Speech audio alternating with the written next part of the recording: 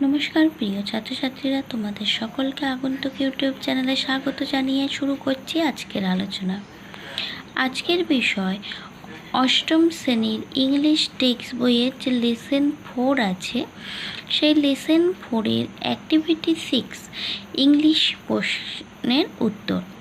এখানে দেখো বলেছে fill in the following chart with information from the text. ঠিক আছে, এক পাশে এখানে হোয়াট দিয়েছে আর এক পাশে হোয়াই দিয়েছে। এবার যেটাতে হোয়াটের সেন্টেন্স দেওয়া আছে, অর্থাৎ হোয়াট WH-এর হোয়াট দিয়ে কোশ্চেন করেছে, সেখানে হোয়াই লিখতে হবে। আর যেখানে হোয়াইট দিয়ে প্রশ্ন করা হয়েছে তার উত্তরটা হোয়াটের ঘরে লিখতে হবে। তো চলো প্রথমেই দেখি 1 নম্বরে কী দিয়েছে। বলেছে Subhash and Shishir tip toed down the back stair. তো দেখো এখানে Subhash and Shishir tip toed down the back stair, মানে সুভাষ ও শিশির পিছনের সিঁড়ি দিয়ে ধীরে ধীরে নামলো। হোয়াই কেন, সেখানে লিখব to avoid any noise and escape silently, মানে কোনো রকম শব্দ না করে পালানোর জন্য। ঠিক আছে, এবার 2 নম্বরে বলছে the light glowed in Subhash bedroom. সুভাষের বেডরুমে আলো জ্বলছিল। ঠিক আছে, এটা ওয়াই এর ঘরে কি লিখবো, তাহলে দেখো to give the impression that he was still inside the room. To give the impression that he was still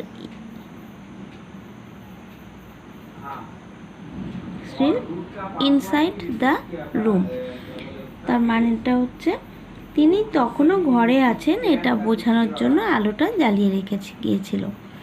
তারপরে 3 অ্যাক্টিভিটি 6-এর 3-এরটা হোয়াটের ঘরের উত্তরটা আমাদেরকে লিখতে হবে।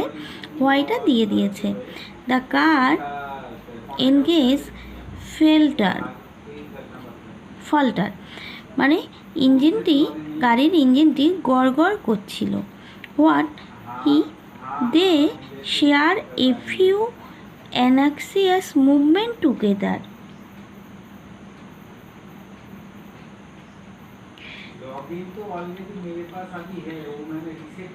দে share a few anxious movement together, তারা একসঙ্গে কিছু উৎকণ্ঠা ভরা মুহূর্ত কাটাচ্ছিল, এটা লিখতে হবে। তারপর নেক্সট 4-এও হোয়াইয়ের ঘরের প্রশ্নটা করেছে Subhash wanted to catch the Delhi কালকা মেল। সুভাষ চেয়েছিল দিল্লি কালকা মেল ধরতে, কেন? এর উত্তরে লিখব হোয়াটের ঘরে Subhash left for Gomoh station.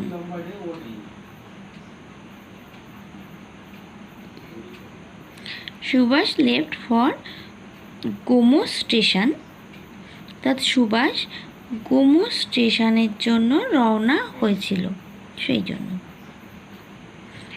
এই হলো আমাদের অ্যাক্টিভিটি 6-এর উত্তর।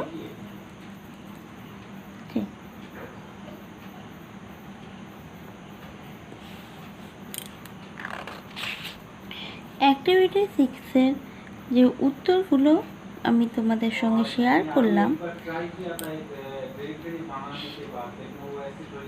আশা করি সকলেই বুঝতে পেরেছ। এবার চলে আসি অ্যাক্টিভিটি 7।